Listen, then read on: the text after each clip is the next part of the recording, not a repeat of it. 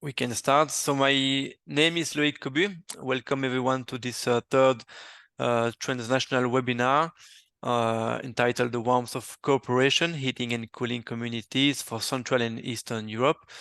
So I am a policy officer at FEDEREN, the European Federation of Regions and Energy Agencies. And I am also involved in the ConnectHeat project, where we already actually had two first transnational webinars on two other areas of Europe. And today we are delighted to focus on a third area of Europe, which is Central and Eastern Europe. So the ConnectHeat project aims to develop heating and cooling communities in Europe through 7 different pilot projects. It's an interesting project because it really tries to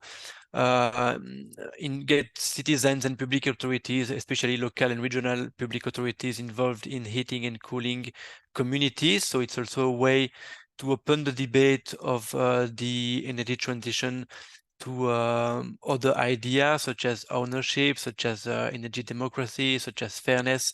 So these kind of technical discussions can also be the source for broader discussions on values, and I think that's especially what's interesting about this topic. So I'm really happy to be here today to have a chat on the following case studies. So if I go on the next slide, you can look at the program. So first of all, we will have a presentation from Riccardo Battisti, who is a senior project manager at Ambiente Italia. He will tell us a bit more about what is a heating and cooling community.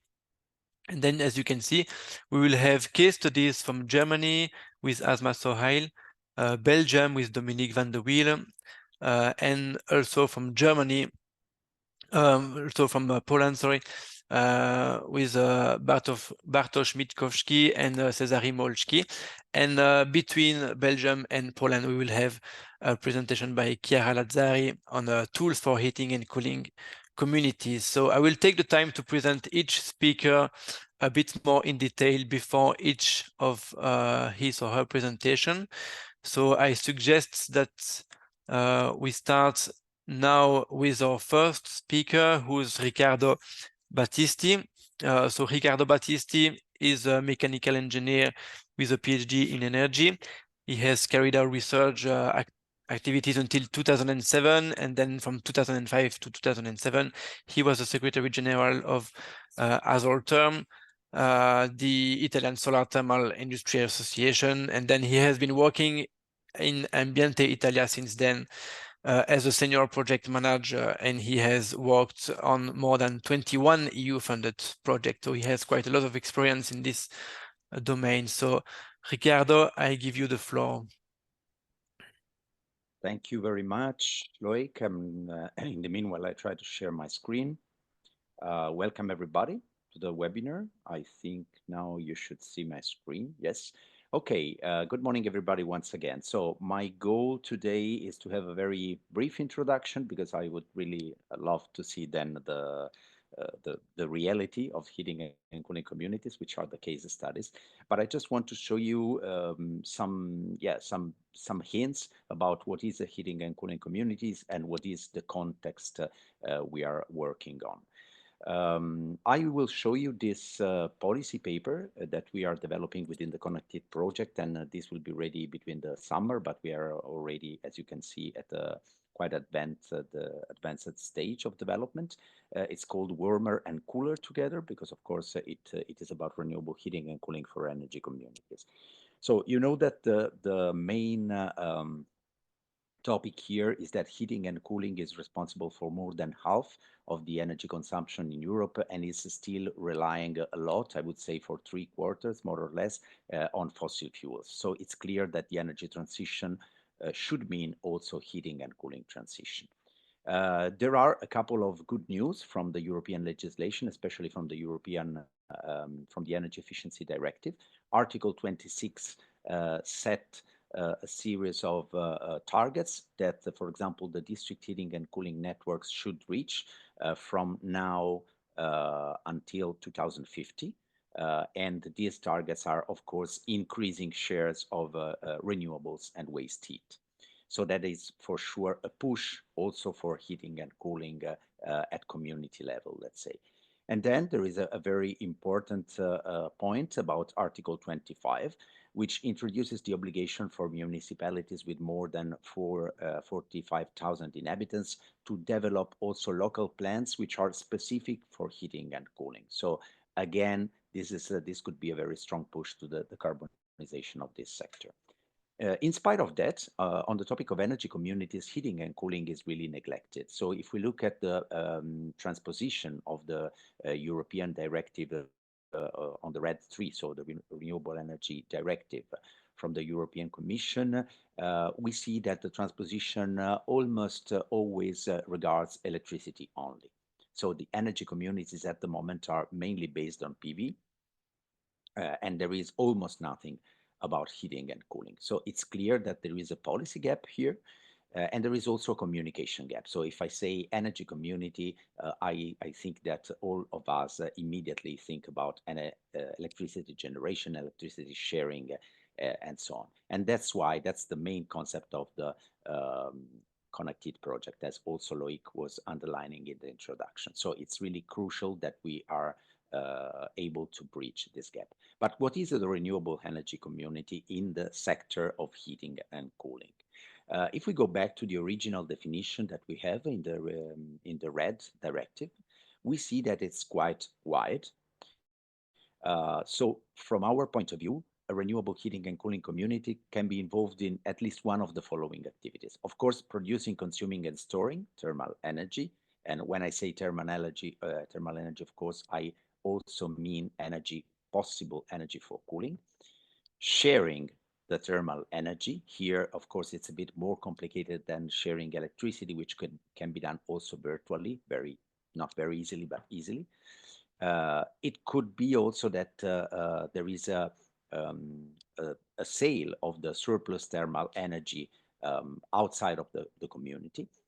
There could be some form of collective ownership, for example, a cooperative managing a district heating network. This is the quite typical example. Or forms of prosumership, for example, a building which is using solar thermal plants on its roof and at the same time is exchanging energy with the rest of the community. And there could be some form of collective purchasing. We will see something also in the presentation from our case study in Germany. So let's say that there are three pillars that makes a renewable energy heating and cooling community. Of course, the activities should be energy related. There should be some form of collective governance and decision making that could go from, let's say, the full involvement of the cooperative to lighter form of involvements and of decision making from the final users.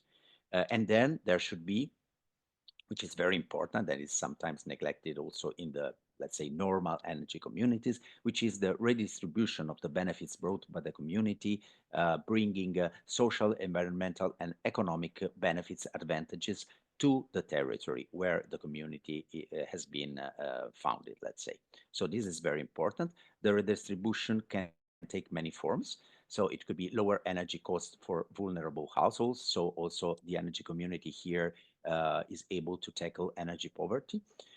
There could be some reinvestment into further community projects, not necessarily related to energy, but to also other forms of services, for example. And of course, it's very important that these communities use local renewable energy sources for improving local air quality by reducing emissions. Okay, what can be done? Here you see some concrete proposals for fostering the use of communities also in the sector of heating and cooling. But of course, if you have any other ideas, we are open because this policy paper is still in progress and will be always in progress. So we are always waiting for new ideas. Of course, there should be an explicit inclusion of heating and cooling supply in the regulation of the renewable energy communities, which at the moment is not the case, as I was telling at the beginning. There could be the study of some models for virtual heat sharing. As I was saying before, this is harder than with electricity, but it can be done. So how to include these heating prosumers, for example, in some HNC communities. From the point of view of financing and incentives, of course, many times we have an infrastructure, which is the heating, the district heating and cooling network. So there could be some risk reduction mechanism for investing in this infrastructure. There could be also some form of public support, of course, and there could be also some indirect incentives, let's say, for example, incentives for integrating heat into existing communities. There could be some incentives for the use of renewables for producing heating and cooling. And of course, it's very important again that the community participation from the financial point of view should be encouraged, should be promoted. So cooperative models and crowdfunding initiatives, they should be promoted because this increases also the participation rate and the ownership concept from the point of view of the citizens, of the users.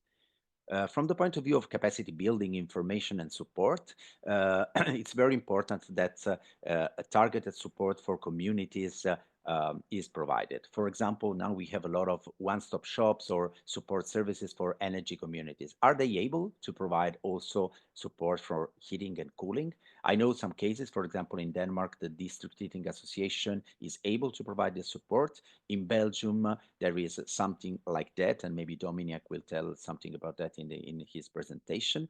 So this kind of extension of the existing support services from electricity only to a more integrated concept of energy community should be really encouraged.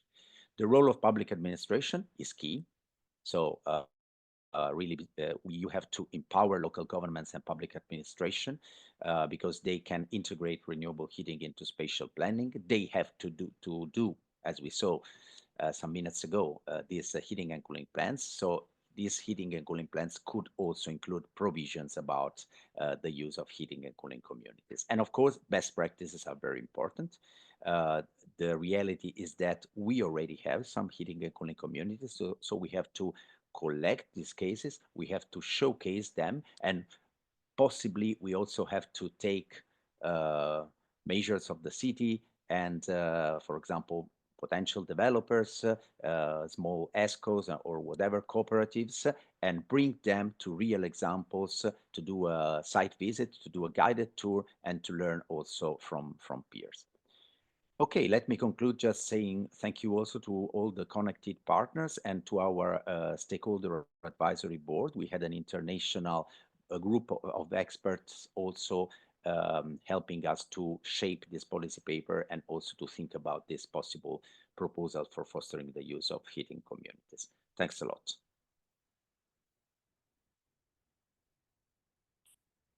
Thank you so much, Ricardo. Thank you for setting the scene and for the presenting the ConnectHeat project.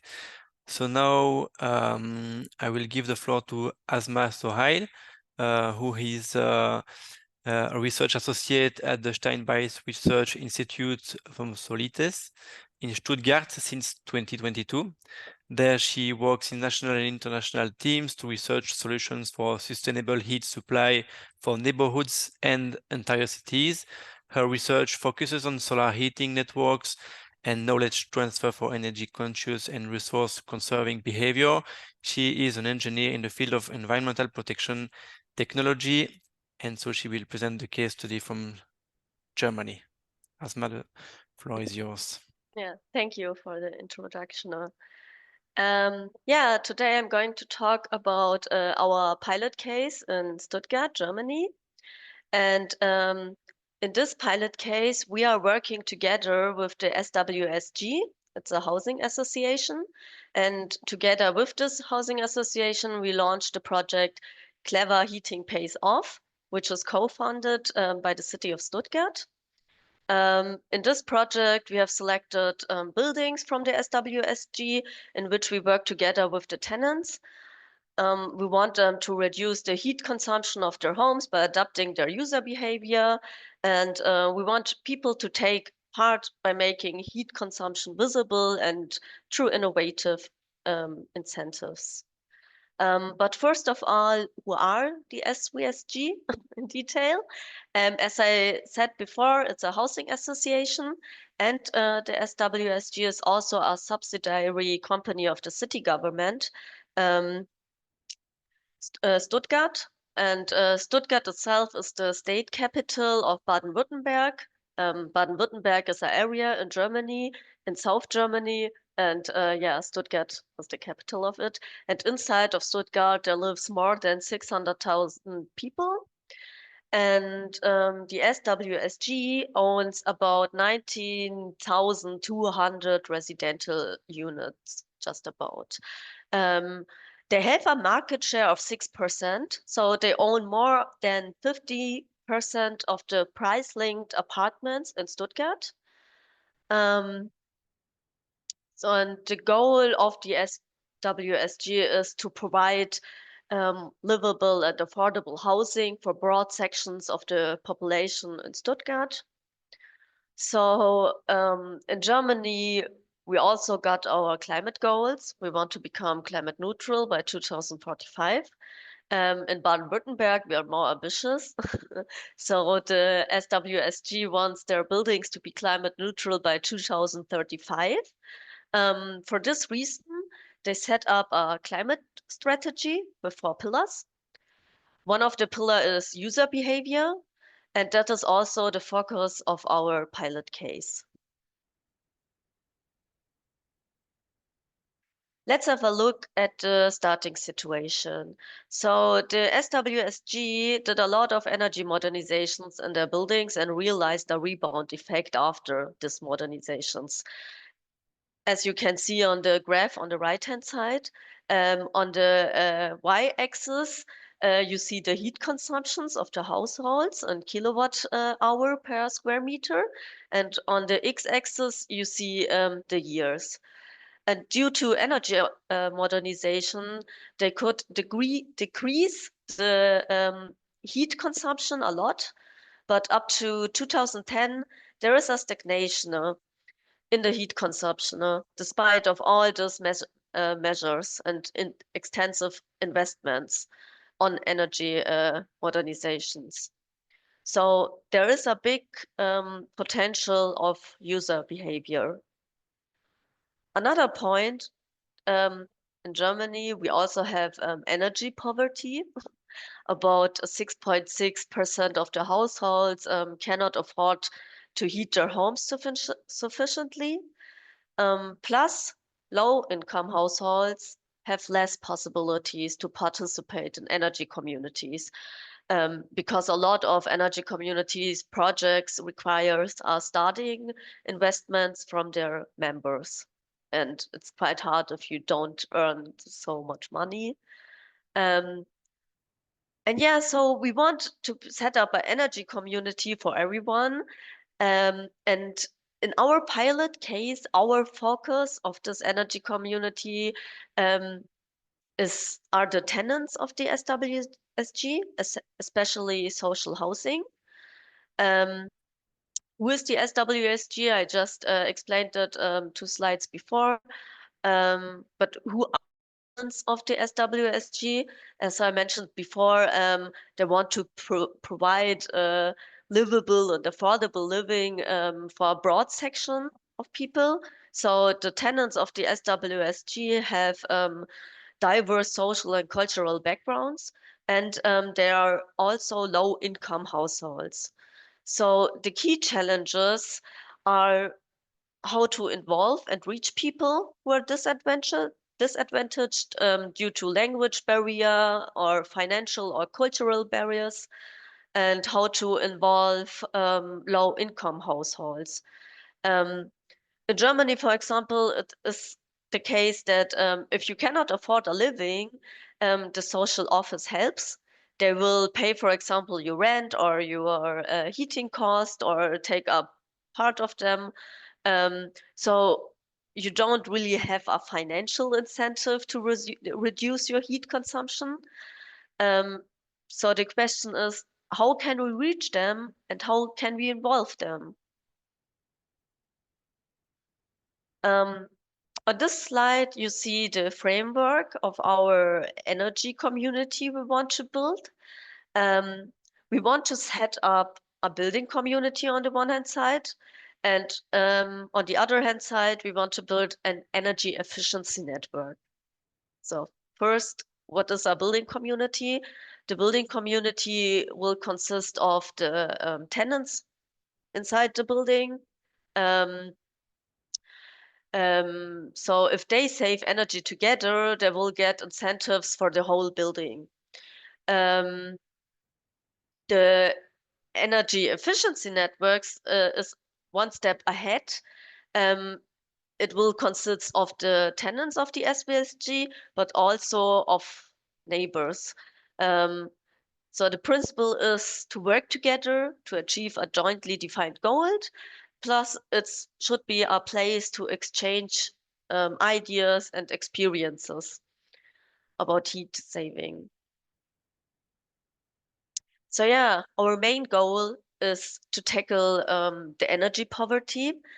So in this energy community, there should be no investment needed. Everyone can participate. But we need financial and non-financial incentives that people will adapt their user behavior. And yeah, the community aspect in this energy community is the networking in the neighborhood as well. So we want to build a community inside a building, but also a community outside the building where people can connect about energy topics or heating topics. Here you see the activities that are planned for each building. So tenants will work together for a common goal, in this case, to reduce their heat consumption. And the saved money from it can be reused for measures for the buildings. So it's a cycle.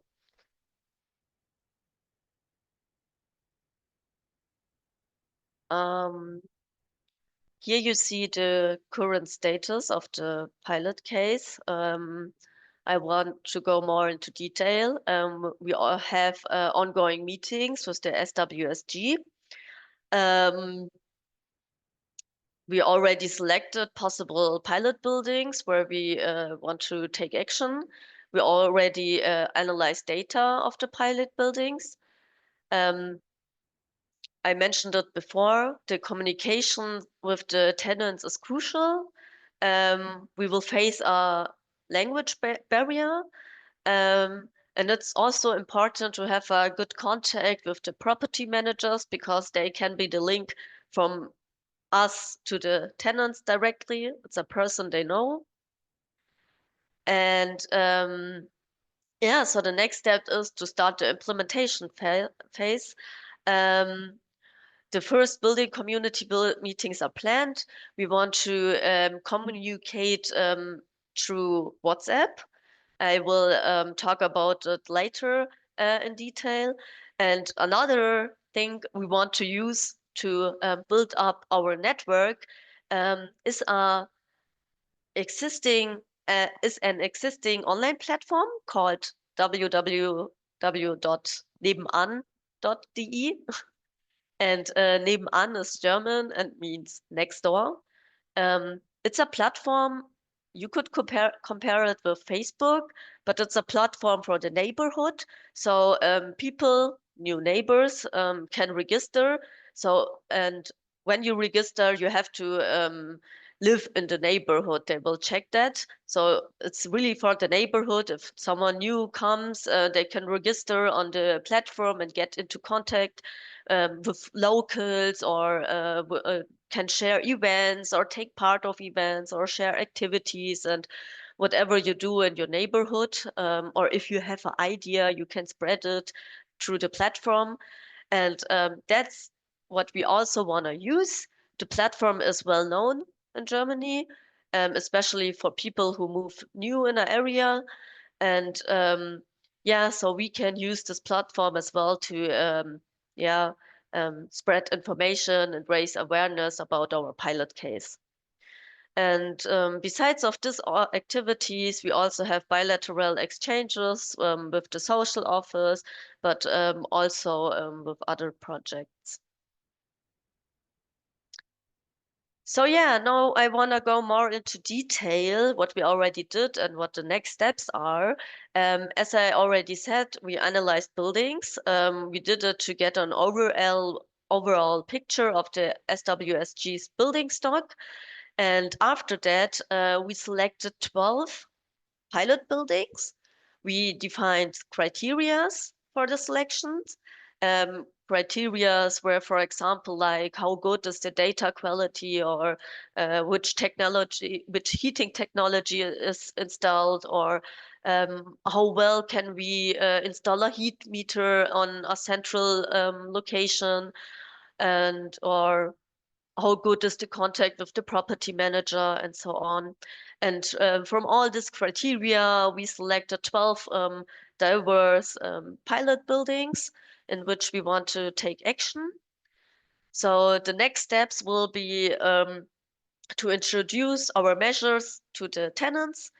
We want to install heat meters to measure the daily heat consumptions of the building and communicate it to the tenants. So the main idea of our pilot case is to visualize the energy consumption of the building. We can do it in 2 steps. First, daily information of your heat consumption. As I said before, the direct contact, we want to communicate via WhatsApp. It's a messenger app that almost everyone uses. And it also has the function of WhatsApp communities where we can set up different channels and people can get in contact with it. We are still in the testing phase. Yeah, and through WhatsApp, we want to communicate the heat consumption, and the goal is that the heat will be, or the consumption will be visible at a building level. And the second step is to visualize your energy consumption on a monthly base. We want to also communicate via WhatsApp that, and we also want to use the hallway of the buildings for our, for example, for posters, or to have information or a picture for the people. So your consumption remains, you can see it every day. You can see how much is your monthly consumption of your building, and we can compare it with the other selected buildings, for example. So the goal is here that the consumption becomes visible in comparison with similar buildings. So you have like a gamification, like people get more incentives. Oh, we can do it better. So here you see an example of how the visualization can look like. Yeah, so the illustration or how we want to visualize it. Yeah, we can, on the left-hand side, you see we can show, for example, a weekly trend. The more data we get, the better the trend. And on the other side, we can also, after a month of collecting data, we can show the monthly heat consumption and compare it to the average of 12 buildings, and people could see that on a screen, and we can share it on WhatsApp, or they will get a link where they can yeah, see the daily consumption. Yes, as I mentioned before, um, we have to create incentives for the tenants to save energy. We want to achieve this on an individual level and on a community level by rewards. And on the individual level, rewards are given for heat saved. So the individual will become a reward to if they will participate to our measures, or yeah, will get a wushi, or you can also involve local businesses to participate, that the tenants get a coupon for it. And yeah, the goal is that the tenants will receive an individual incentive to save energy. And on the other hand, we want to create an incentive on community level. So if all tenants, if the whole building saves energy, all tenants will receive a reward for making heat saving. That could be, for example, that the SWSG will organize a summer party for the winner building. And so we have a common goal that will also strengthen the host community. So yeah, how can tenants improve their user behavior?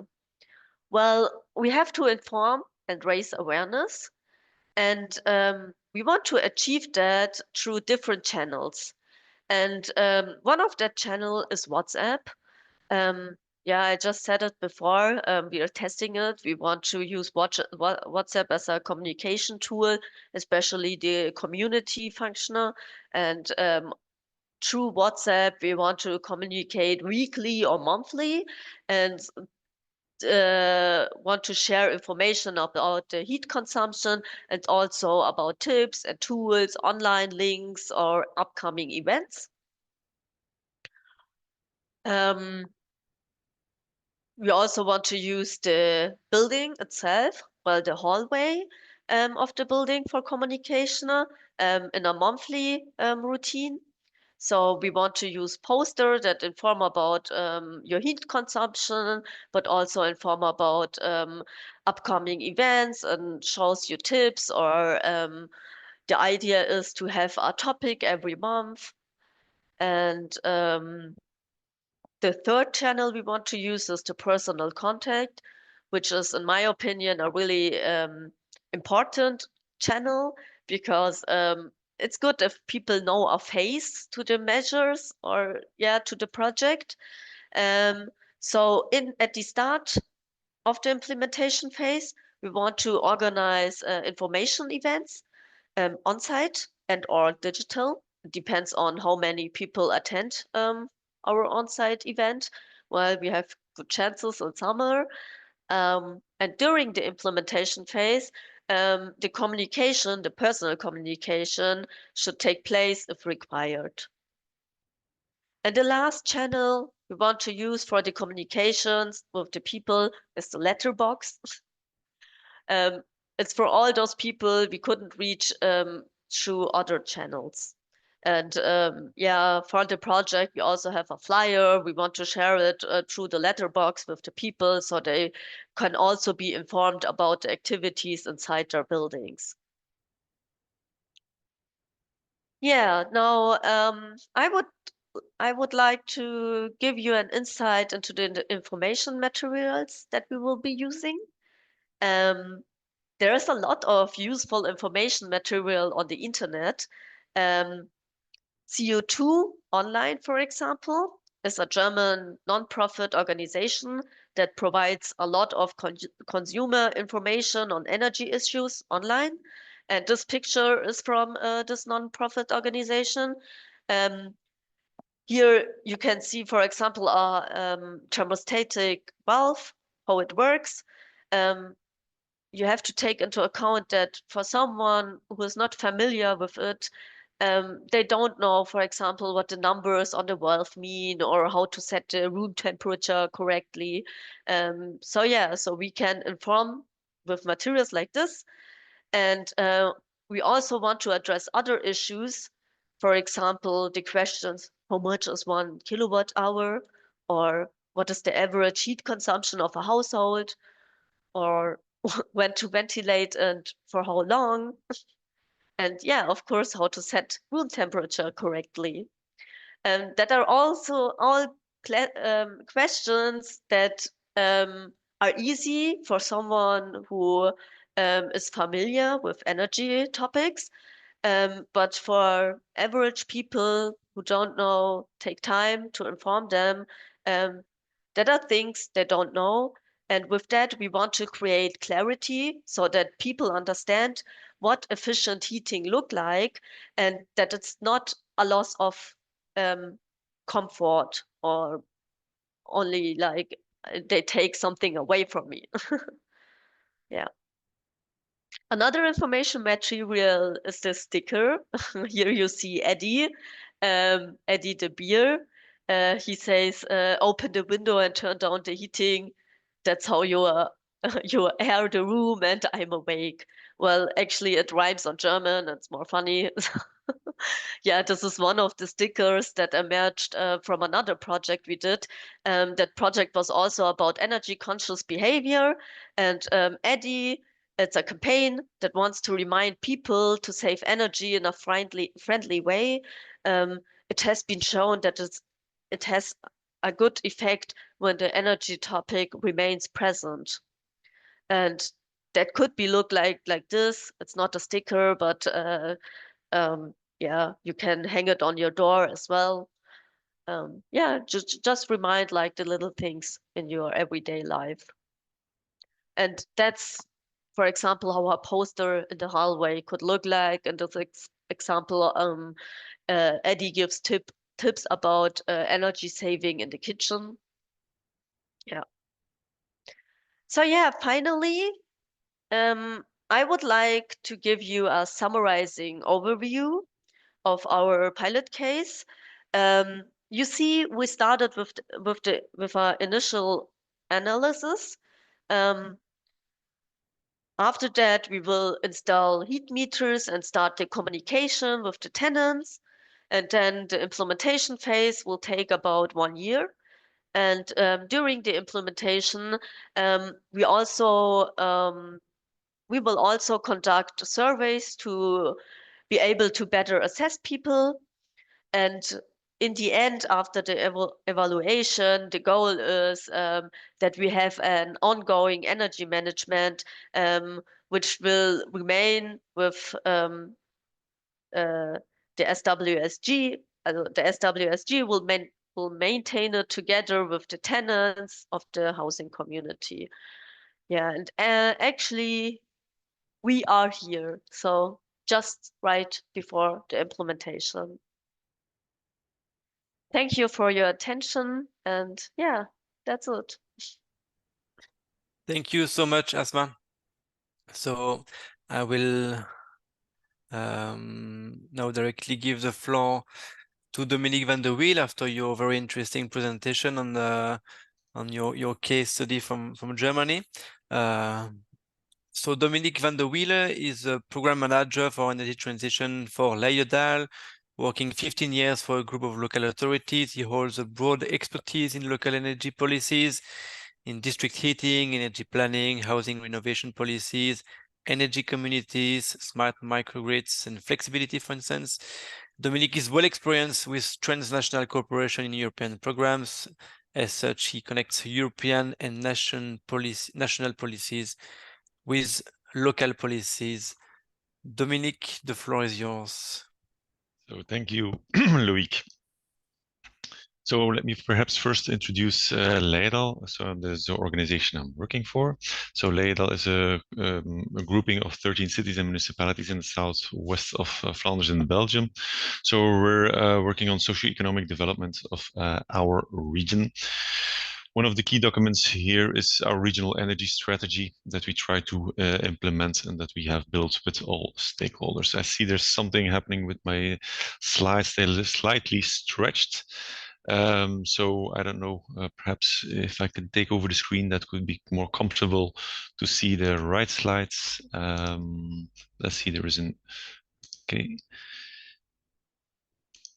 I think if you allow me to share, probably if you change a setting, so that could improve it as well. Okay, thank you very much. Here we have it. Okay, I hope you can see my screen now.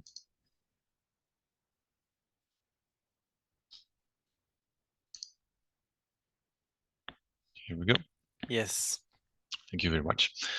So basically what we are doing we try to facilitate in our energy strategy, the energy transition as it is, as you already introduced, working on smart grids, housing renovation, energy poverty, but also the strive to go out of fossil fuels. And this is a case what I want to present here is focused on this phasing out of fossil fuels.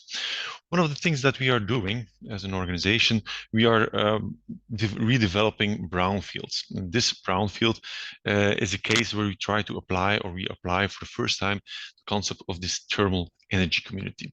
So where exactly is it? It is rather a small community which has here on the edges of this small community, there is this large or there was this large I would say industrial site where there are which was left by the company, and which was decided to redevelop more in connection with the community. So more rather small scale business units, 10 small scale business units, 33 dwellings, but as well green space, so giving it rather back to the tissue, the urban tissue that there was there. So, but one of the ambitions was to develop it gas-free, and this is a challenge, how to develop such neighborhood in a gas-free way.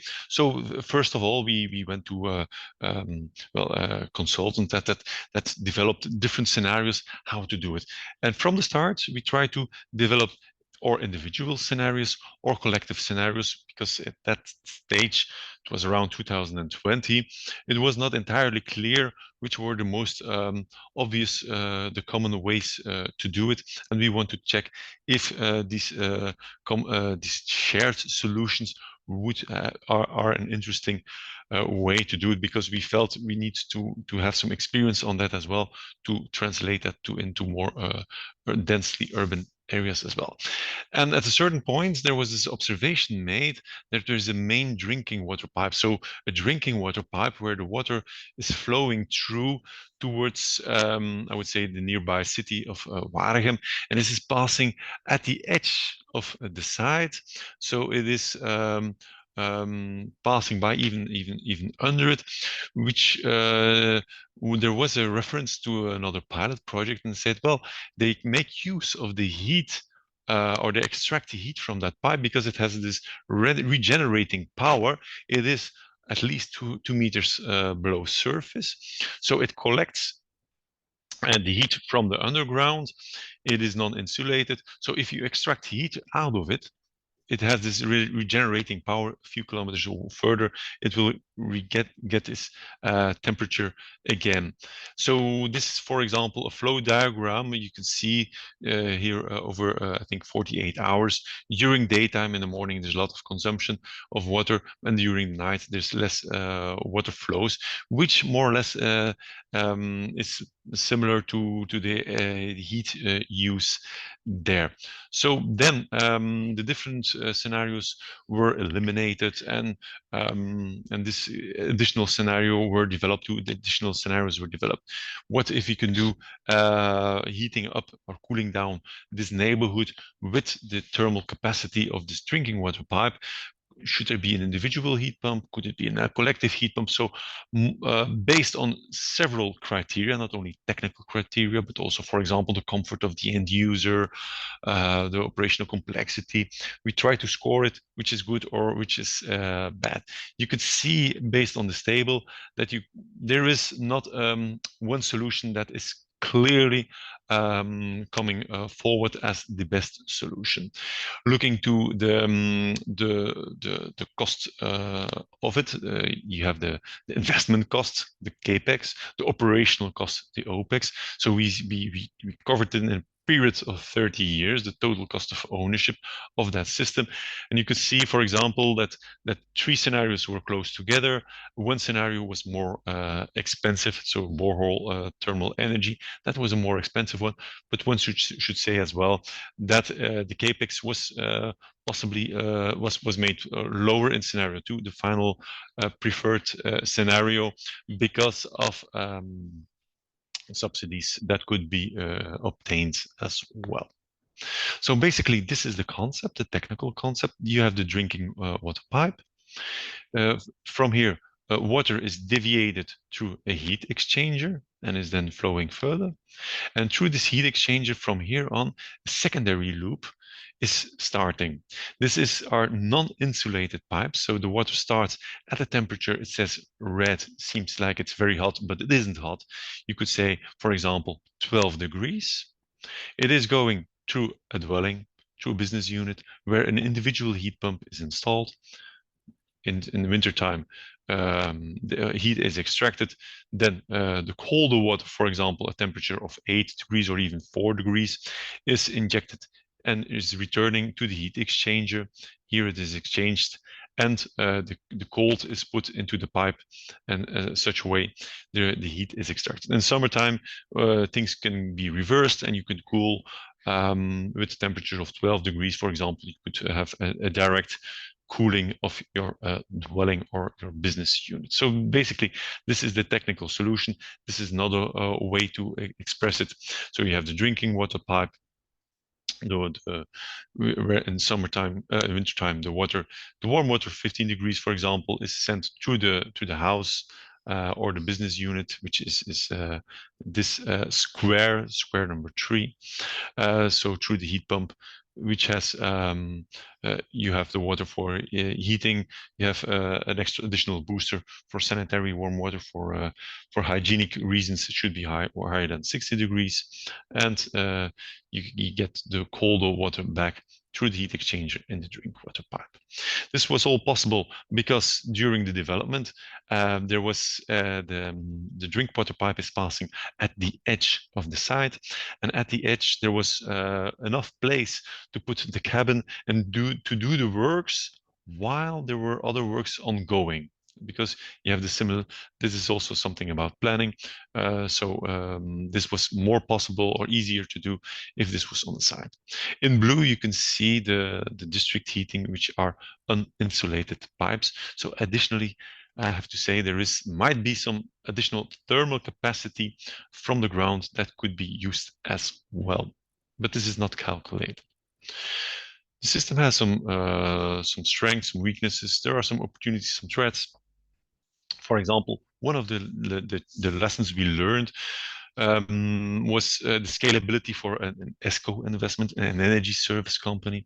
It seems to be that the system for 30 dwellings is relatively small. The amount of energy is too small because the amount of energy is linked with the amount of financial means that's going around. And if you have a designated ESCO, that they wanted to have more volume because they have a certain fixed cost, and this fixed cost that this ESCO has can only be is only possible when there is a substantial volume of heat to be exchanged.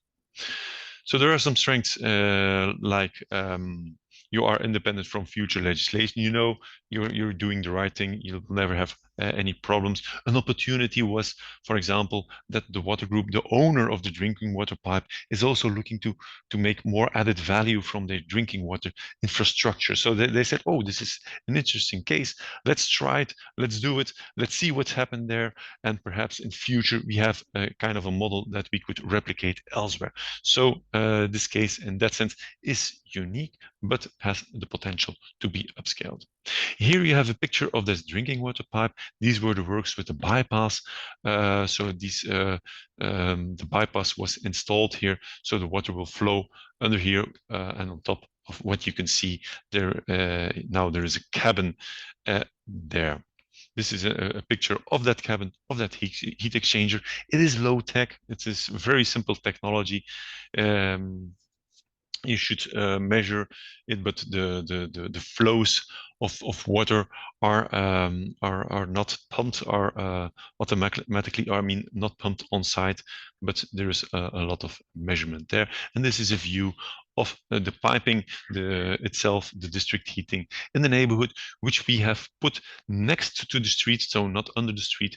So it is possible, it is to connect to the pipes without breaking up the street, which is also an important feature while developing this site.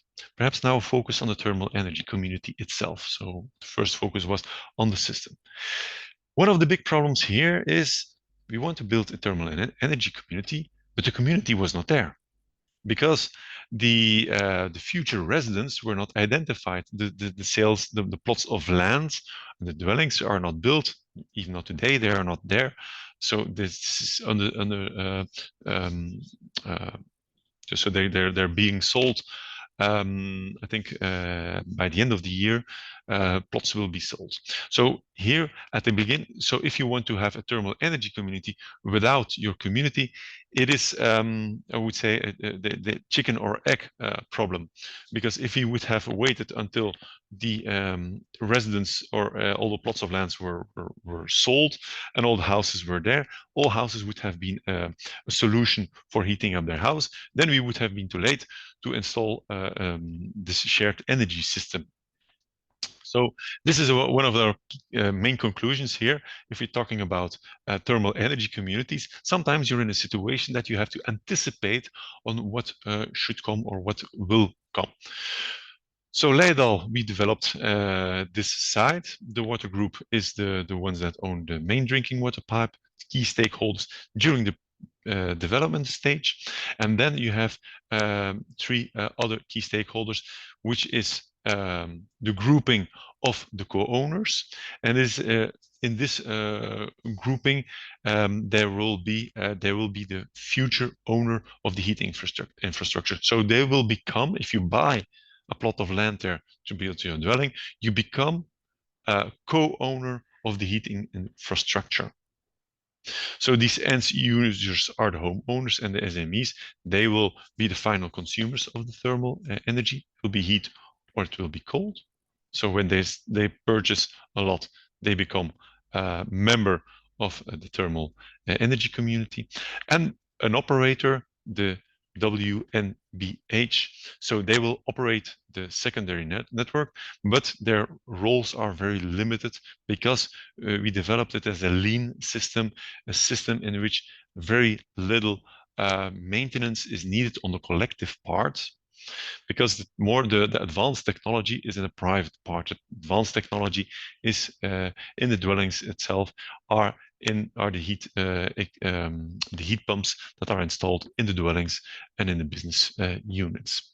Basically, what is collective are just pipes. The heat exchanger is more complex, but that will be operated by the water group, the owner of the drinking water system. They want to have full control of that. So there are two phases in which Leidal, as a developer, retains ownership of the water, the heat net, and in a second stage, the step-by-step plots of land are sold. People build their houses, the new homeowners, and then in that second stage, they will become the full owner. To arrange that, there are several contracts and agreements that are in place. The sales condition, when you buy a plot of land, you become a member of this thermal energy community. So there is a chapter in the basic deed of this co-ownership. There is the operation contract with the operator, the connection agreement, service level agreement, and an ownership transfer agreement. So different contracts were developed to have everything settled, to secure that this system will run over the next 30 years or longer without big headaches or legal issues or technical issues. So a big preparation was needed. A view on the cost allocation model here. So it is a big investment, but how does the community pay for it? The capex, the investment, is partially integrated in the plot of sales price. So if you buy a piece of land to build your house on, you buy a part of the pipes, or you can become co-owner. So a part of that capex is calculated in that. The connection costs are linked to every building that is connecting. You're not obliged to connect to it. You're free. You can say, I buy a plot of land, I'm co-owner of the system, but I do not want to connect. I do not want to pay for the connection cost. It is possible. You're not forced to do it. You're free to choose, but these are the prices to connect with it. There are metering costs because of the metering components. This is on a system level, not for per dwelling. And then you have the OPEX, annual costs for an estimated 20,000 euro for the maintenance of the entire system. So for maintenance, the data, insurance, etc. So these are the costs that are shared. So a final view on the pipes going into the ground, and the system is now being built. Now the community it will be created the coming years, and I hope this is an inspiring case for you. So to see how in this conditions, how we try to set up and to anticipate and prepare for an energy community, a thermal energy community for a new neighborhood. Thank you very much. Thank you so much, Dominic. Very interesting case study as well. So now we will go on and give the floor to Chiara Lazzari on tools for heating and cooling communities. So Chiara Lazzari graduated in physics at the University of Milan, and then for over 25 years, she has been involved in research and consultancy in the field of local and regional energy planning. She has provided technical support to public authorities in developing energy transition and decarbonization strategies. She has contributed to around 50 energy plans and over 160 CCAPs, so sustainable energy, climate energy plans, action plans, sorry, for individual municipalities and municipalities associations. So, Chiara, the floor is yours. Thank you so much, Loic. Good morning, everybody. Thank you to be here. And thank you to the previous intervention, really interesting. I will just quickly dive into the ConnectHeat projects. That's to give you a more detailed overview of activities and developed and mainly of outputs and results and lessons learned. So just, okay, voila.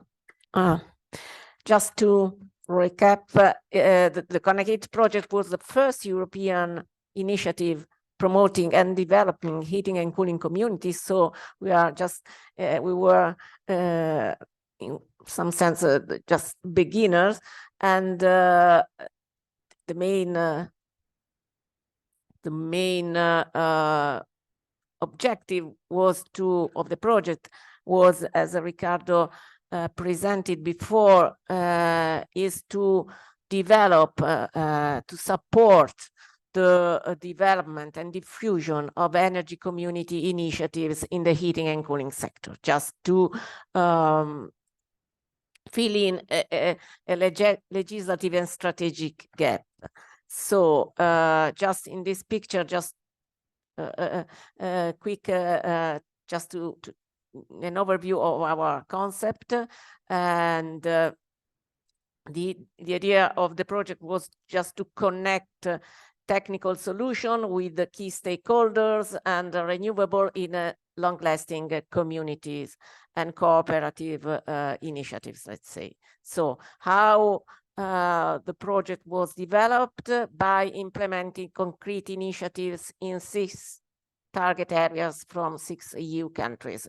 So from Italy, Croatia, the Canary Islands, Belgium, Germany, and Bulgaria, let's say.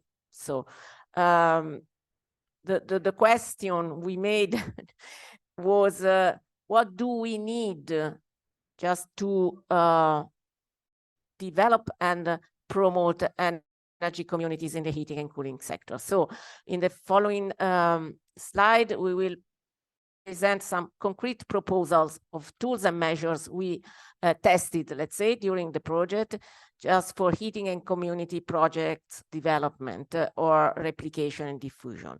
But of course, works are still in progress, so please stay tuned. We will end in September, so some further activities and results will be ready in next month, let's say. So first, lessons learned. We do not have to invent the wheel. We do not have to start from scratch. Riccardo already presented this in his presentation. Some experiences are already there. There are lots of experiences existing about community heating and cooling, let's say. So it is important just to find out them, detect them, and learn from them and adapt them. So to adapt approaches, methodologies, and so on. So these experiences, okay. In some way, the legislations are lagging behind the real life. Existing example of community-led projects in the heating and cooling sector already exist, as I already said, and in several EU countries such as Austria, Belgium, Denmark, Finland, mainly the northern part of Europe. So they have all of these experiences have followed a participative approach for their development. They are based on a massive use of local renewable energies, and they combine several energy sources and enabling technologies, and so making the whole system more flexible and resilient with respect to unexpected changes in the market value chain, in the energy and fuel costs, and in the final users and consumer needs. So the ConnectHeat projects aim at find out these experiences and to collect them and to give them space, and so that everybody can know them and learn from them. We created a specific map on our website. You can find it in the link I wrote in the slide, and in the map you can find out main characteristic of these examples, community energy examples, and but if you know some further example of heating and cooling communities, please fill in the online form and add these examples to the map. The map is free, so you can enter and you can add contributions to it to make it richer. And so second lesson learned, setting the scene. It is important before starting a new project or the initiatives to create a solid base of knowledge of the local context, let's say. So it's necessary to know very well the national and regional frameworks as for legislations, regulations, strategies, and so on. It's very important to know the local context, so to dive into the local strategies and plans, the energy plans, but also the urban and territorial plans. So, and last but not least, it's very important to deeply know the local energy systems, to know the trends and critical aspects of the energy context, let's say, of the energy system, and particularly of the heating and cooling local demand and supply in different sectors. So just so you will have all the details to start your community initiatives. This is really important. And another lesson learned, the third one, is to prepare the ground and build capacity and enhance the knowledge and the expertise. So it is important to get in contact, let's say, with the local communities and the territories to know better and to know, identify and map the target groups and the key actors in the heating and cooling chain, let's say. So it's very important that you can get in touch and know the different actors on the territory. So further, it's really important to engage the territory, to involve and engage, and to provide information and to increase the local awareness as for energy, the energy community approach about heating and cooling. And this is necessary to increase knowledge, but also acceptability with respect to this kind of initiatives. So it's very important that some tailor-made initiatives are organized, targeting different target groups. So another important point is to increase the knowledge and skills. So it is very important to enhance local skill and expertise, both as for the heating and cooling sector, but also as for the community approach. Just to prepare, duly prepare the ground for the initialization of new initiatives in the heating and cooling sector.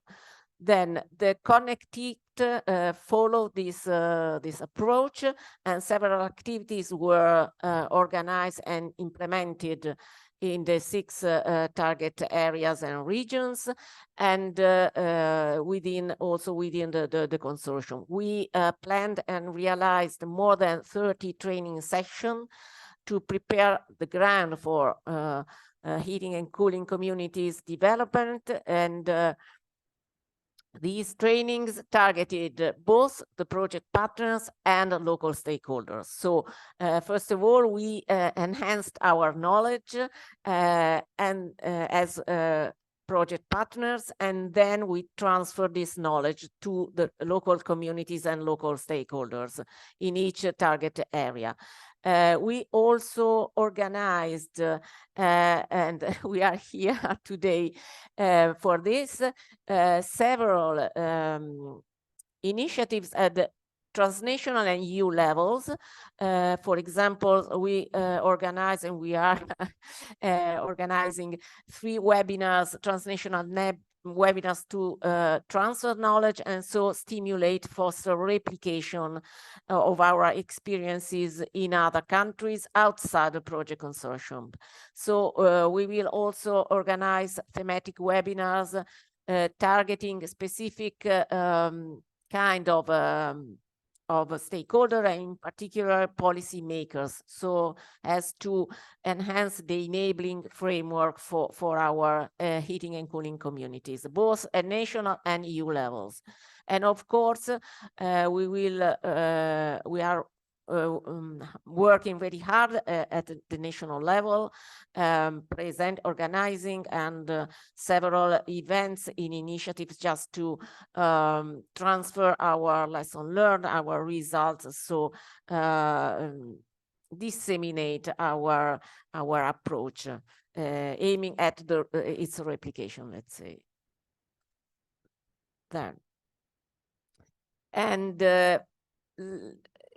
furthermore, we also identified, selected, and are supporting 7 pilot replicators. So we selected actors from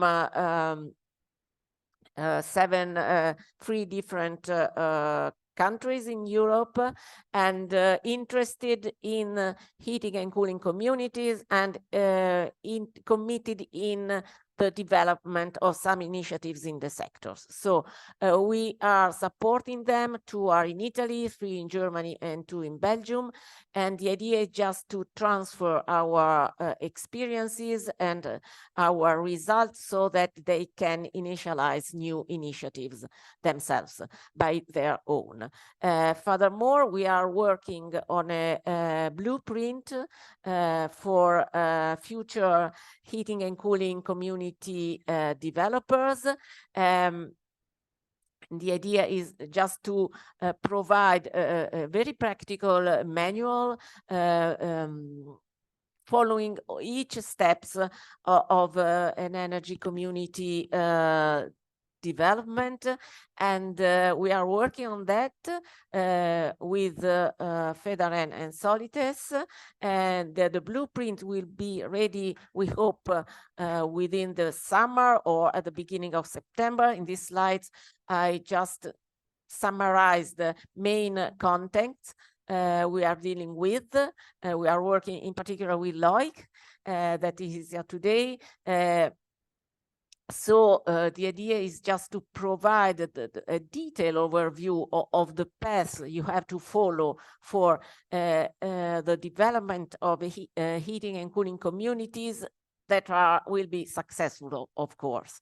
So the idea is how to understand the context, how to approach the local communities, how to develop, to enhance the knowledge of the territories and the local communities, how to involve and engage local communities, which kind of approaches and strategies should be followed according to different contexts and different stakeholders and actors.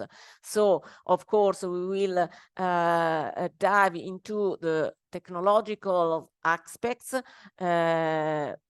considering both energy efficiency measures and renewable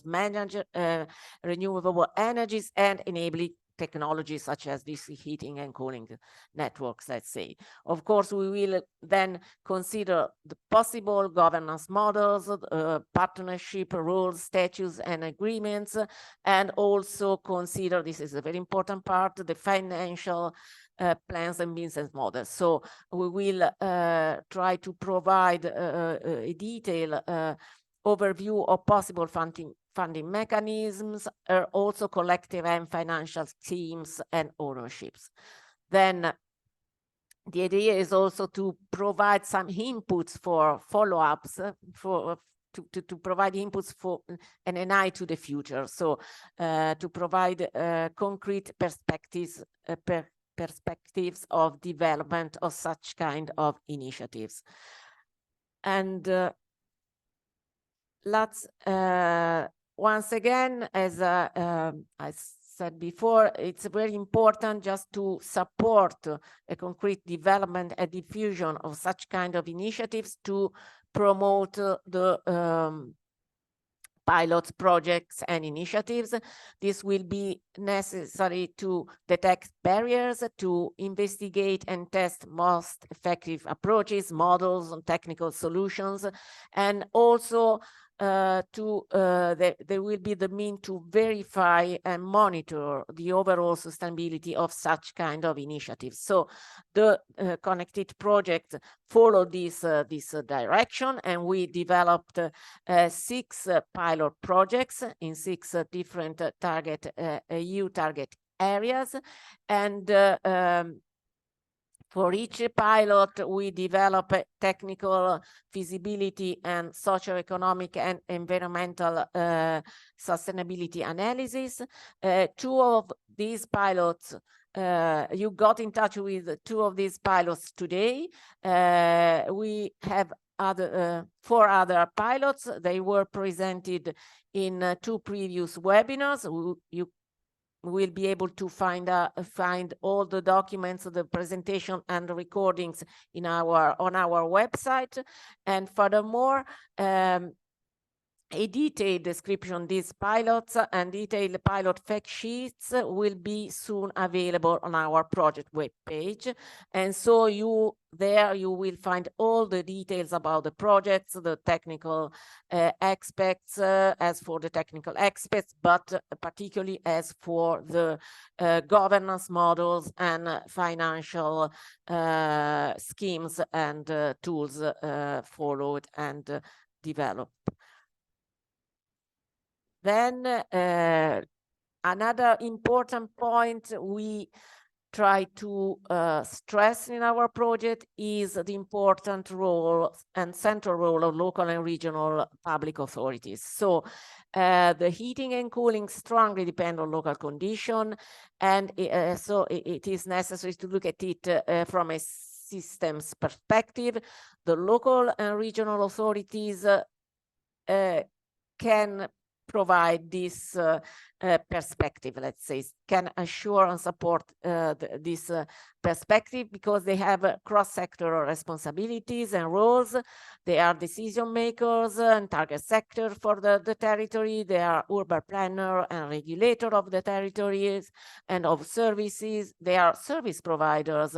They are also owner of building stocks and public facilities, and they can be the reference actor for the territories, can link different kind of actors and stakeholders. So they can really make the difference for the development and diffusion of heating and cooling communities. So which kind of role can they play as for heating and cooling communities? They can,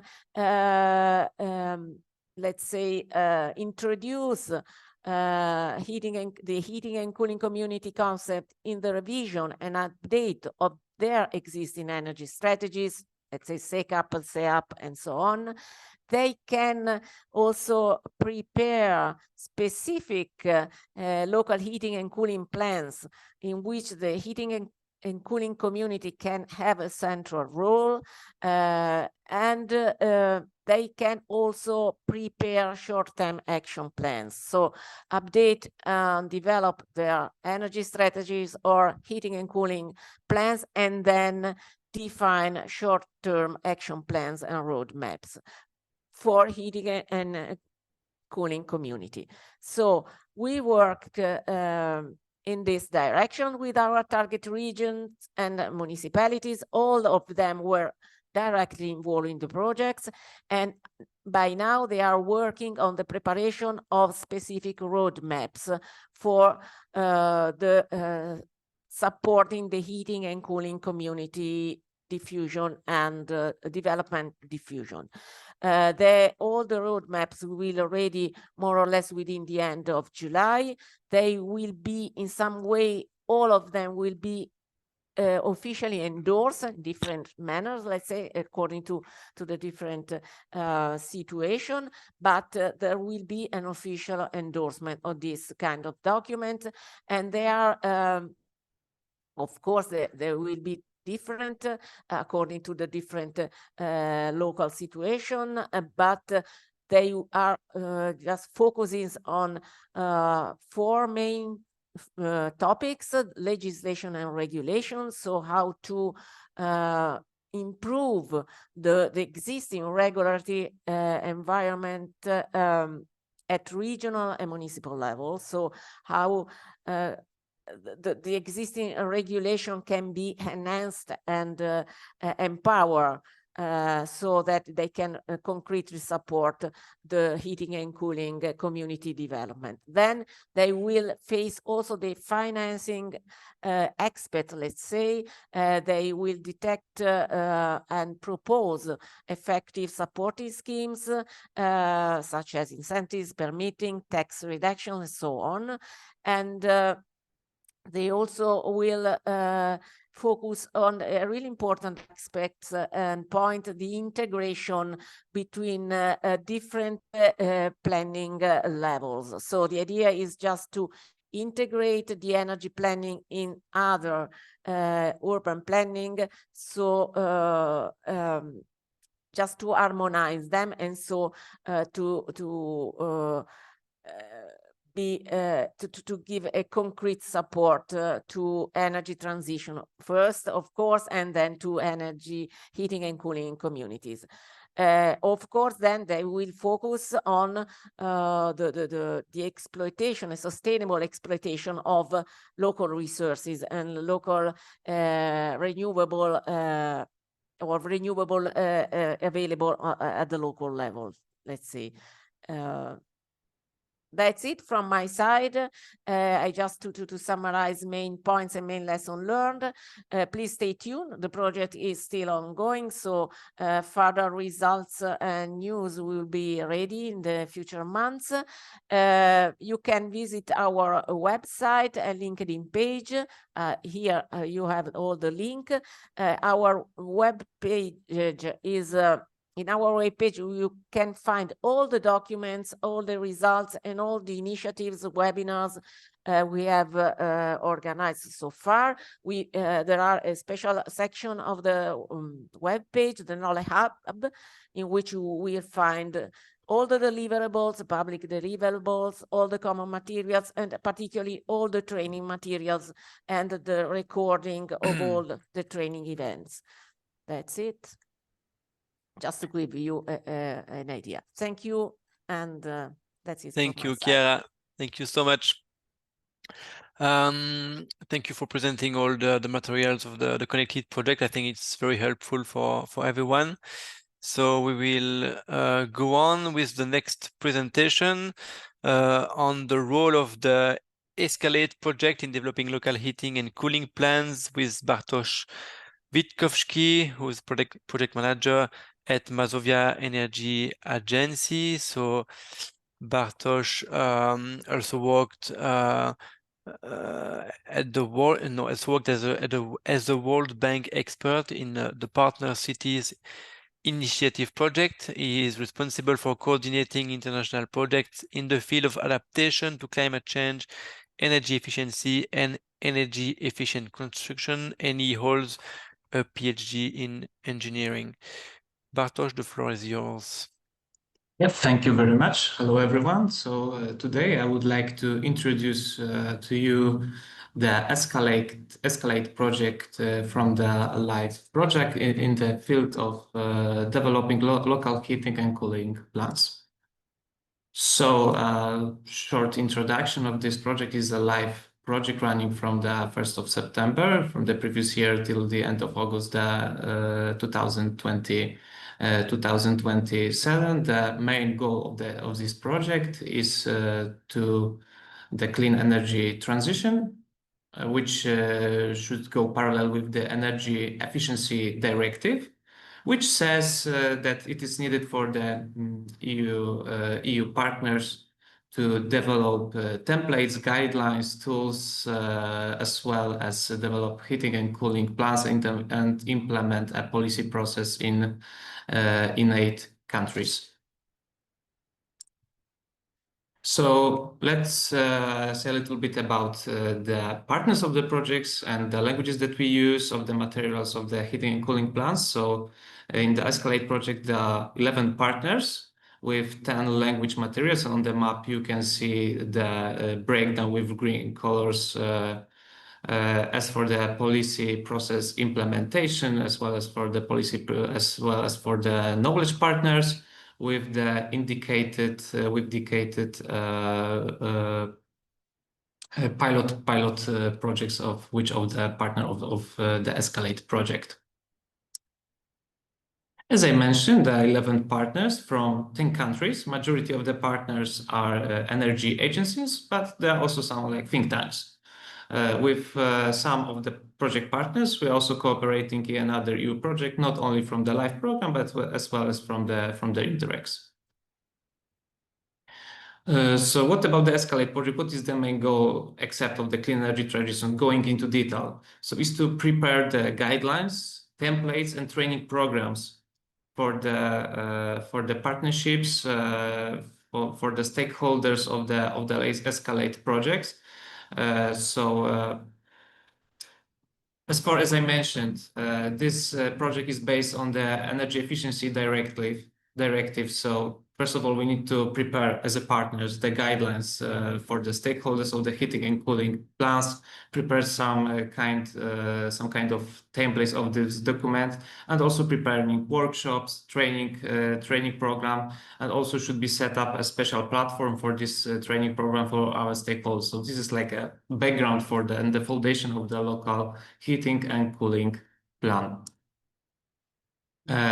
This project also includes like 5 steps of the develop heating and cooling plan, and this here you can see the graph of the phases of the 5 phases of this implementation. So first of all will be like the process and data management, which is the foundation, preparing the foundations for preparing the draft of the heating and cooling plan. Second is the inventory analysis, which is a kind of diagnosis what we have in our municipality, the heat demand in all of the infrastructure. The third step is the potential analysis and also to set up new goals for our transition. Fourth step is the target scenarios based on the next years, 2030, 2040, and 2050. The target scenarios of the goals that we need to achieve in our heating and cooling plan, and also the numbers that we would like to achieve and decrease the energy demand. And the last step is the implementation strategy and also the monitoring strategy. How we would like to measure our activities. Okay, so here is the timeline of the producing the training materials. So as you can see from the schedule, now we are on the step of preparing target scenarios. Also, we are getting the feedback from the previous steps, which is inventory analysis and process data management. Until the end of September, we will rework all of those steps that I mentioned, and we'll getting the feedback till the beginning of the next year from the stakeholders. Let's say a little bit about the capacity building process, which are made from the 3 phases, which is process and data management, technical analysis in heating and cooling plan, and strategies in measures. And going into details into those phases. Process and data management, which includes the overview steps in the planning. It's mostly based on the data collection of the stakeholders to prepare the diagnosis of what we have in our infrastructure, which is especially very vital in Poland. As you know perfectly, we are mostly based on the energy from the coal, which is not the clean, totally not the clean energy, and also to define the principles for our actions. Let's go to the technical analysis in heating and cooling plan.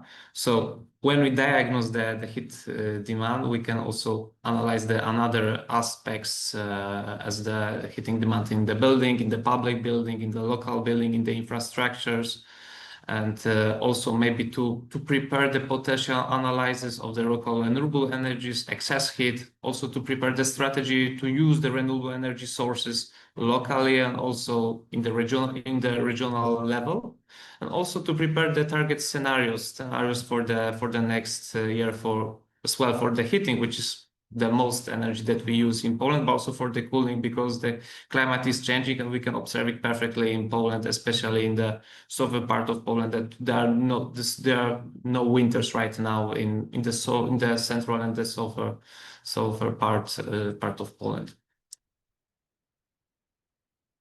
And the last phase is so strategies and measures. As I mentioned, is the implementation phase, when we are doing the measures of our process, of our activities that you made, and we are continuing our strategy of the heating and cooling plan. So mission statement. So one of our partners, Regia, which is the energy agency from Croatia, prepared the statement, which is the kind of a key document summarizing the purpose of our main goals in this project. before the preparing the draft of the heating and cooling plan. As you can see, there are like the many vital topics right now going to the climate neutrality, which not only is the energy efficiency, but as well as energy poverty that we can see, especially not only in the public building, but as well in the multi-family houses, especially in Poland, which are tackling with the heating demand and the lack of money for thermal modernization. So how it looks in Poland, I mentioned just a little bit about this energy efficiency directive, but as well as for Poland, maybe it's the sad truth, but we are right now not ready to not prepared for the transposition of this article of the energy efficiency directive. Why? Because we don't have the infrastructure. We have the infrastructure based on the coal. We don't have a lot of clean energy for especially for heating. For electricity, yes, it's increasing year by year, but not for cooling and for heating. Lack of educated staff in the offices and in the public sector. We need to have more workshops, more trainings materials. We need to keep on going with the webinars and also like the programs for them to develop the education, the level of the knowledge in this sphere. Also, slow pace of the renovation process. Yeah, there's a huge debate right now in Poland about the renovation. We know that there are like almost 7 million buildings are ready to be renovated, looking into our diagnosis. So it's a lot. But we still don't have enough financing sources to do it more rapidly right now in Poland. So as I said, this is a huge challenge right now for us. Also, we are a little bit late with the policy implementation of the EED directive. So as you can see, we have some goals to be achieved. It is very challenging right now for us, but we are very aware of what to do. So here you can see in the table the existing policies in Poland related to renewable energy sources. There are a lot of programs, but there are very good programs, especially for local people, for the single-family houses, as the clean air program. This is the 4th position in this table. And there are some cities, especially in the Silesia region, which is the capital of coal, let's say, with a lot of coal mines. And Rybnik is a very good example of that city who is the biggest beneficient of this program, and they change the numbers of the days with the air pollution from over 100 days up to 15 days. Up to 50 days through all of the year with the polluted air. So this is a great advantage from that kind of local municipalities for the authorities that they did it. They promote this program very successfully. Same policies related to the heating and cooling. As you can see, there are not so many as for the renewable energy sources, but we are starting lately comparing to the renewable energy sources. But as you can see, we are a big producer of the electricity right now in Poland from renewables, but not for heating and cooling because the coal is challenging. Financing opportunities in Poland, as you can see, the majority is the loans, green loans, soft loans, and some kind of grant subsidies. And also based on our experience, based on our surveys in Mazovia Energy Agency, we can see that the stakeholders are not looking for the loans totally, but mostly for the grant and for the subsidies, because still when we have the loans, it's still a loan. So they need more money in the beginning of the process, but there are also another issues in the municipalities to be granted. So loans is not enough for them. National financing schemes. So as you can see, there are another green loans and green mortgage existing in Poland from the Deutsche Bank, which is the national bank of the environmental protection, also from the commercial banks, Alior Bank, ING banks. So there are some kind of loans that the municipalities can use to go into the clean energy transition. They can use in this phase. But as I also mentioned, we need to educate every single day that to be aware that there are some kind of instruments existing in Poland to be used. What is still needed? So still regulatory reform. So plan with, as I can see, still is needed the one plan with the milestones for the regional municipalities, because Poland is divided into 16 voivodeships, and we are mostly looking into our economy more nationally than regionally. But up to me, we need to also think more regionally in Poland, because we are quite different. As I said, that Silesia is the capital of coal, but there are other regions which can use more effectively the renewables. So we need the regional plans with the local milestones to be stick to this plan, and not looking into the politics, because it is changing, but to be stick to the one plan, to the one goal. Another issue is the capacity building. As I said, we need more training, digital tools. Yeah, the municipalities as well as the cities are looking for the digital tools to assess the building, to assess the heating demand for them, because the EPC base is not enough. It's not enough. Every single building has the EPC, so we need a digital tools to prepare the tender stage for the thermodernization, to be more aware, to have the very quick digital way to assess the building, not waiting for the technical expert to prepare the EPC. Next issue is the coordinated financing. Not only loans, but grant and subsidies is needed right now in Poland, and also the data infrastructures.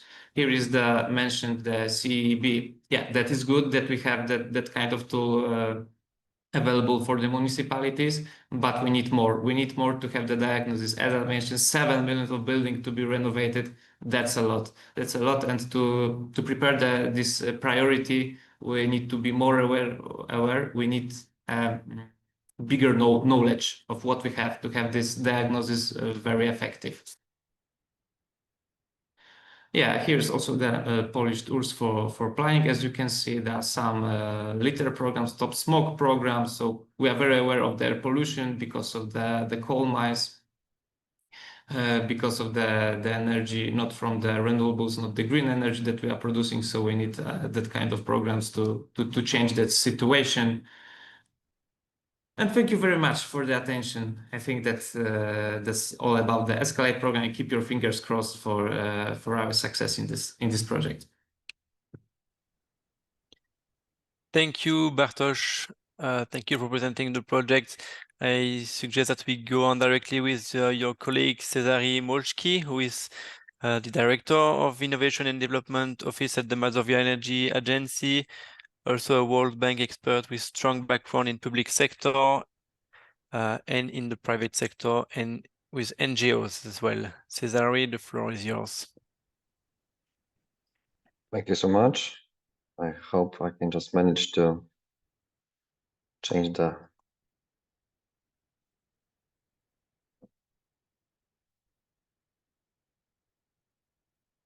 Okay, I got it. Sorry. So first of all, my presentation will be quite short, but just to summarize our where we are now actually in Poland concerning energy and heat and cooling communities, because we are now at the stage that with the support from our domestic funds and also of European funds, we can establish and to try to make a network of great energy communities. And these energy communities, when they are just being established, unfortunately, they are in majority public. And that's, I think, the main reason that we have to think about other, when we think about heating and cooling, we have to think about different communities or just link them afterwards.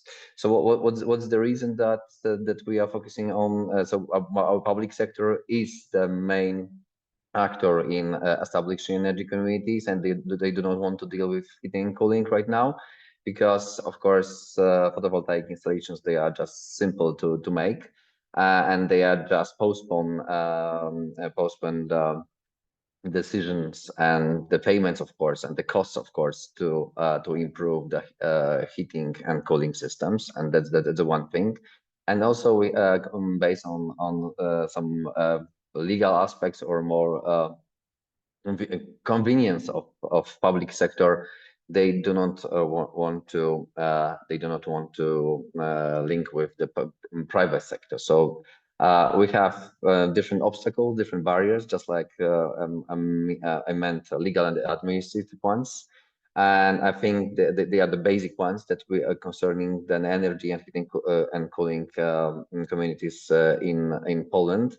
And I think the best way when we mean barriers and obstacles for the communities is just to focus. I mean, the public sector should focus on developing and establishing the energy communities and focus on electricity, because they are doing that quite well.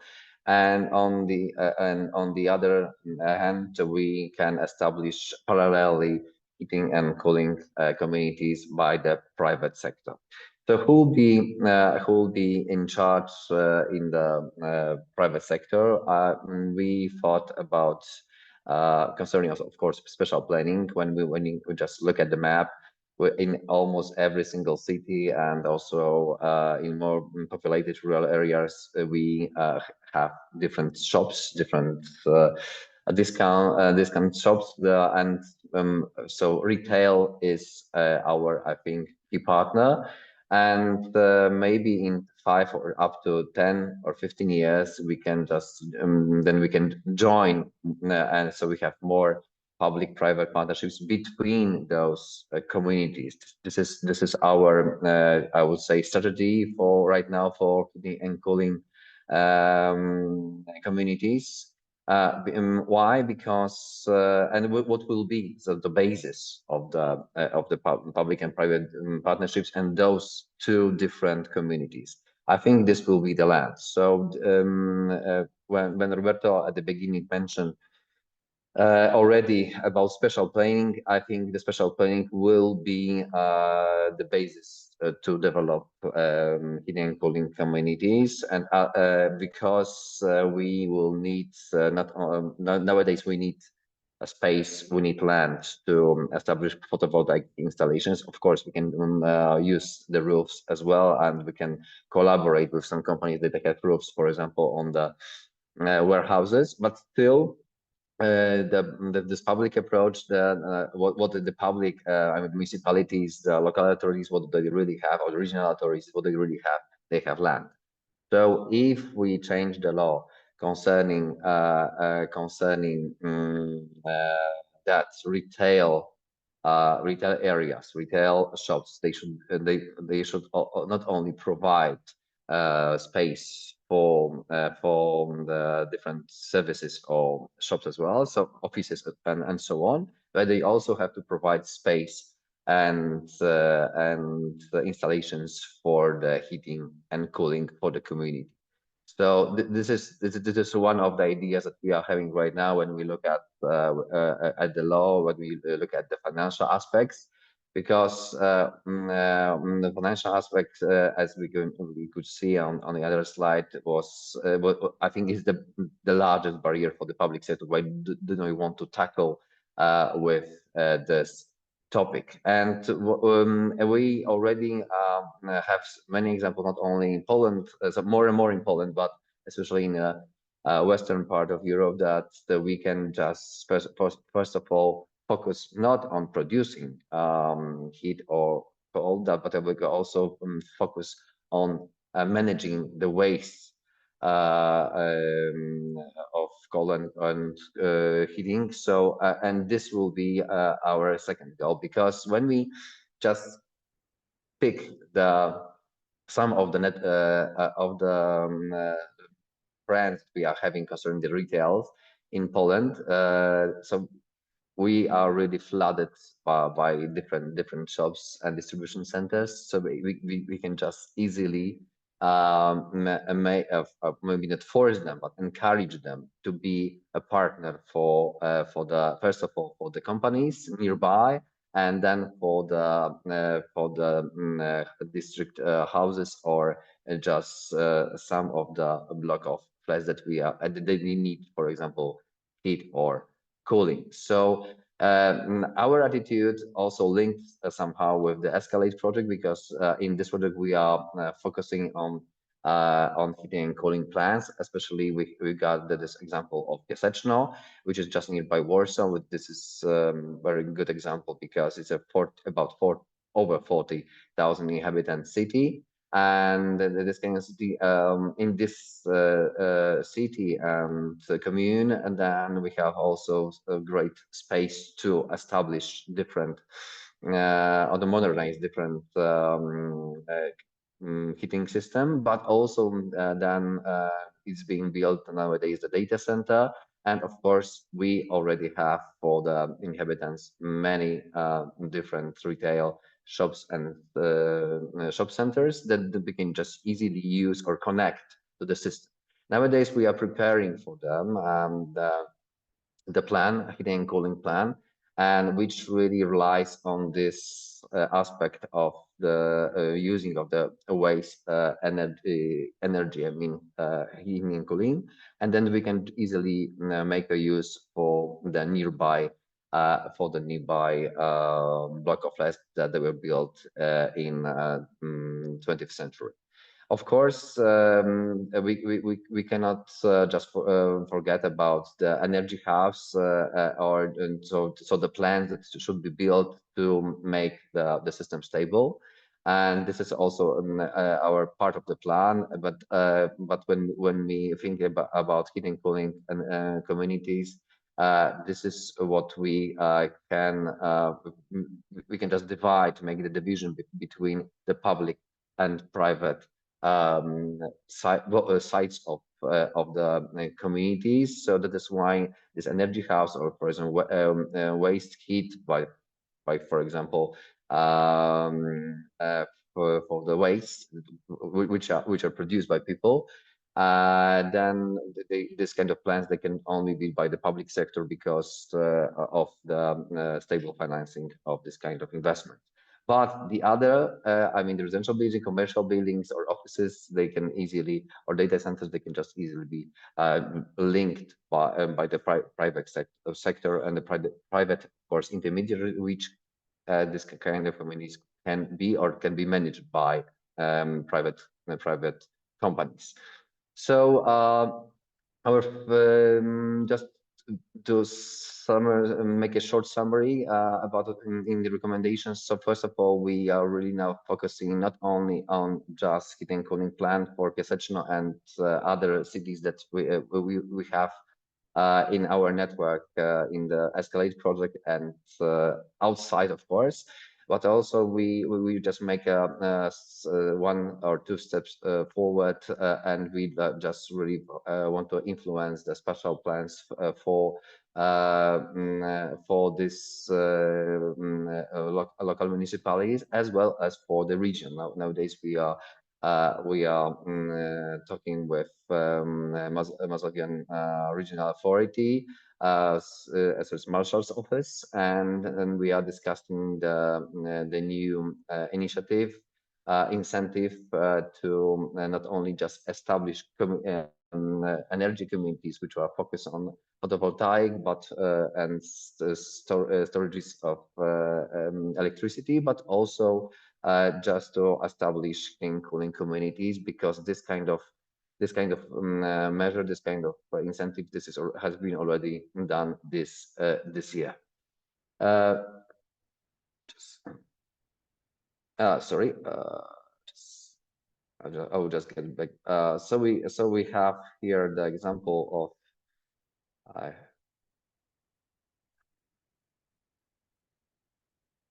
how this is made in Kaufland. Yes, Kaufland and Lidl, they are the first two networks that have implemented Okay, thank you for supporting. So they have they are two first networks that they have implemented this kind of waste heat waste installations here in the shops. So and nowadays we'll be just focusing on the linkage between these retail centers and the communities. What I really want to, because this is all available on YouTube, but what I really want to encourage you is the next slide. Then we can go on. Try to make it happen, but unfortunately I can't. Okay. Sorry. If you can just scan for a moment this QR code, we'll be grateful for your maybe not a review, but for your opinion on the heating cooling communities in on your local or regional or even national level. Thank you so much. Thank you so much, Cezary. Also quite an interesting presentation on the case of Poland. It's 11:52, so we are running a bit late, but we still have around 10 minutes for the Q&A section. I open the chat to see if there is any question on the chat. Not for the moment. So you can either post your question in the chat or take the floor as well. And if you do so, please start by presenting yourself.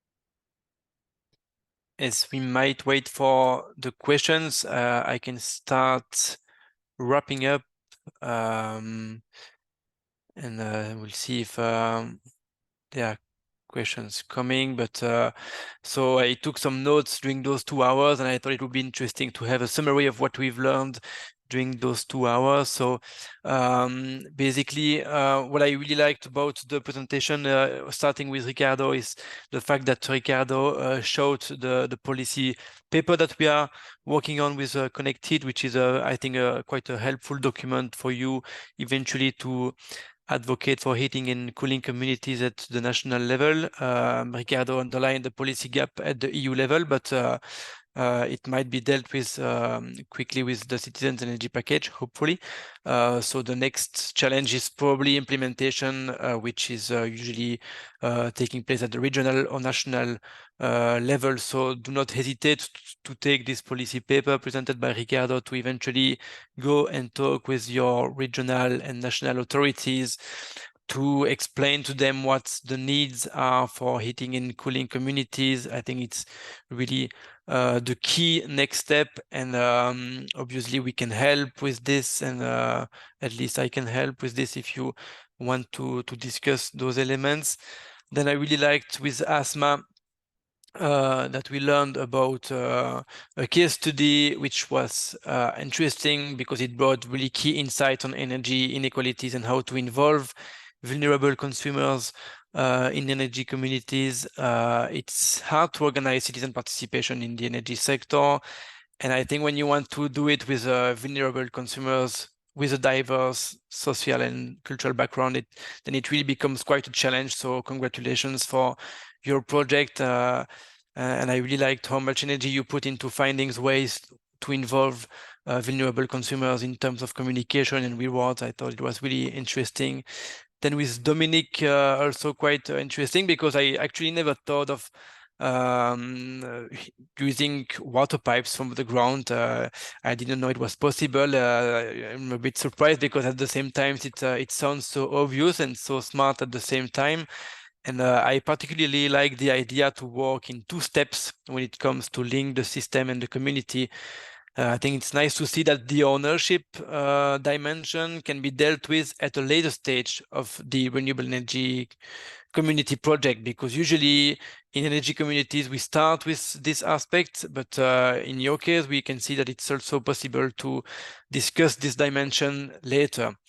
Then with Chiara, we could further dive into the ConnectHeat project, and she explained all her work and the steps we followed, and more importantly, all the materials you can use to develop your own heating and cooling community back home, or eventually to support them if you are a public authority or a one-stop shop.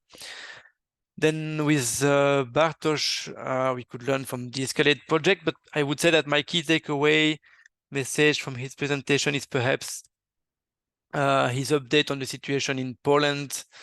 He underlined the difficulty to implement European directives such as the EED, and I particularly liked when Bartosz spotlights the main barriers such as lack of educated staff or lack of infrastructures. I think it's quite key for everyone to understand what are the barriers nowadays, and perhaps it helps to understand what are the barriers at your national level as well. Then with Cesare, we discover other barriers actually for the development of heating and cooling activities in Poland, underlining the preference, for instance, of PV development, which is seen as easier than heating and cooling activities, which is also something I learned today.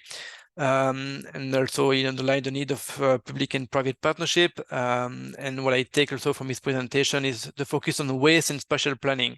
And I kind of like this idea of linking heating and cooling activities with principle of circularity, focusing on waste, which actually is not always present in energy communities, because including circularity is often seen as an extra challenge.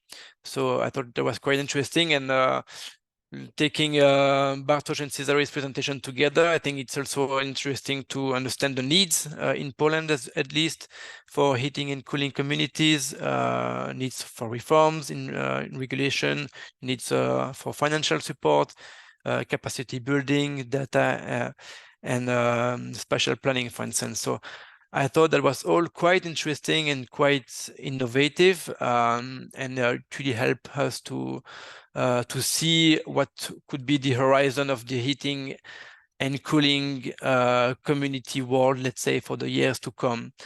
So thank you for that. We still have a few minutes left, so if I go back to the chat, if there are any questions now. I don't see any. Don't see any hands raised either. All right, so if there are no questions, I suppose we close here. Thank you everyone again for participating, and stay tuned for future publications on our ConnectHeat website. Wishing you all a great day. Bye. Thank you too. Have a good day. Thank you. All the best to you. Cheers.